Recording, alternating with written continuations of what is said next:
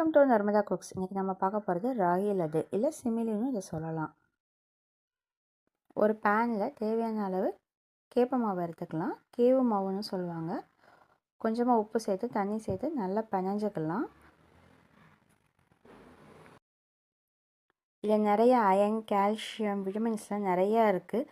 உங்களுக்கு எப்போவுமே டயர்டாக இருக்கா? இந்த லட்டு டெய்லி ஒன்று சாப்பிட்டுட்டு வாங்க. அதுக்கப்புறம் டயர்ட்னஸே இருக்காது. நீங்கள் எப்போ ஃப்ரெஷ்ஷாக இருப்பீங்க. மாவை நல்லா பிணைஞ்சிட்டு இந்த மாதிரி பேனில் வச்சு நல்லா அமிழ்த்தி விட்டுக்கோங்க. இந்த மாதிரி பெருசாகவும் பண்ணலாம். சப்போஸ் உங்களுக்கு இப்படி வராட்டி வாழை இலை இல்லாட்டி ஒரு பிளாஸ்டிக் கவர் யூஸ் பண்ணி குட்டி குட்டியாகவும் நீங்கள் பண்ணிக்கலாம். இந்த மாதிரி முன்னாடி பின்னாடி திருப்பி கொஞ்சமாக எண்ணெய் ஊற்றி எல்லாத்தையும் ஃப்ரை பண்ணி எடுத்து ஆற வச்சிடலாம். இன்னொரு பேனில் கொஞ்சமாக நல்லெண்ணெய் சேர்த்துருக்கேன்னா நீங்கள் நெய் வேணும்னாலும் யூஸ் பண்ணிக்கலாம். வேர்க்கடலை எல்லாத்தையும் தோல் நீக்கிட்டு சேர்த்துக்கிறேன். இந்த லட்டு 2 சாப்பிட்டாலே நமக்கு ஃபில்லிங்காக இருக்கும். கொஞ்சமாக பாதாம், முந்திரி சேர்த்து நல்லா நம்ம ஃப்ரை பண்ணிடலாம். இது எல்லாமே நல்லா ஃப்ரை ஆன பிறகு கொஞ்சமாக எள்ளு சேர்த்துக்கலாம். இப்போ அடுப்பை ஆஃப் பண்ணி எல்லாத்தையும் நம்ம நல்லா ஆற வச்சிடலாம்.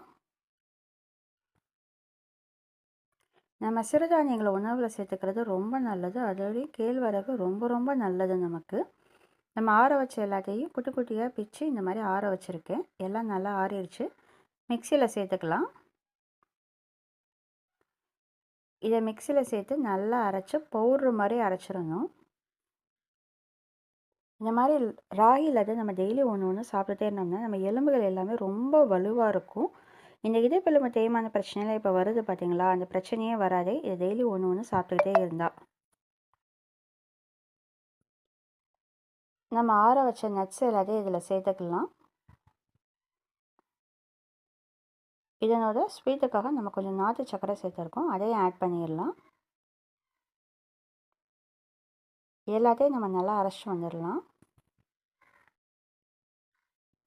நம்ம ஒரு பேனில் அரைச்ச எல்லாத்தையும் சேர்த்துடலாம். நெக்ஸ்ட்டு நம்ம அரைச்ச அந்த ராகி பவுட்ரு பண்ணி வச்சுருக்கோம். அதையும் சேர்த்து நல்லா எல்லாத்தையும் மிக்ஸ் பண்ணிடலாம். நம்ம முன்னோர்கள் எல்லாமே இந்த கேப்பை, கம்பு இதெல்லாம் நிறைய சாப்பிட்டனால தான் அவங்க ரொம்ப ஹெல்த்தியாக இருந்தாங்க. நம்மளும் இந்த ஃபுட்டெல்லாம் அடிக்கடி உணவில் சேர்த்துக்கணும். இப்போ இது எல்லாத்தையும் நல்லா மிக்ஸ் பண்ணிவிட்டு சின்ன சின்ன லட்டு மாதிரி நம்ம பிடிச்சிக்கலாம். இது ரொம்ப டேஸ்ட்டாக இருக்கும். ராகி, கேழ்வரகு, நாட்டு சர்க்கரை டேஸ்ட்டாக இருக்குது. இது இன்னும் ஹெல்த்தியாக நம்ம நட்ஸு எள்ளெல்லாம் சேர்த்துருக்கோம்.